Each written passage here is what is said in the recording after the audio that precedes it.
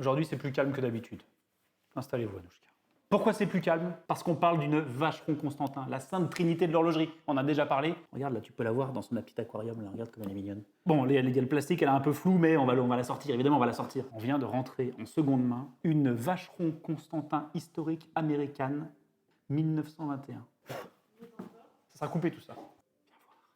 La première chose qu'on remarque et qui saute aux yeux dès qu'on a la montre en main, c'est que le cadran est décalé comme ça sur la droite. Parce que ça, c'est la montre parfaite des années folles, des dandys. Et n'est-il pas vulgaire, quand on conduit comme ça sa voiture ou sa moto, de devoir tourner le poignet pour voir l'heure? Bah non, avec cette montre-là, le cadran s'oriente vers nos yeux pour qu'on n'ait pas besoin de bouger le poignet pour voir l'heure parfaitement. C'est pas clair? Je vais te montrer comment c'est. Imagine, là, je tiens mon guidon, tu vois, et ben j'ai pas besoin de bouger le poignet et on peut voir que l'heure est orientée vers mes yeux. Incroyable ça.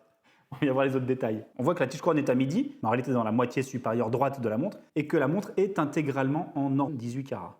On a la petite seconde à 3 heures, mais la beauté de Vacheron Constantin, c'est aussi son mouvement. Et là, spectacle. Regarde-moi cette beauté, cette platine intégralement décorée en côte de Genève comme ça. Chaque pièce est travaillée, décorée. C'est pas magnifique ça? Ça fait partie de ces montres de collection qui sont tellement belles, tellement parfaites, que c'en est presque déplacé de faire le cahier des charges complet. Quoi, hein. Vous en pensez quoi, vous, de cette Vacheron Constantin historique américaine 1921? Comme d'habitude, un petit message dans les commentaires, un petit cœur, on s'abonne, et à très vite pour d'autres beautés dans ce genre.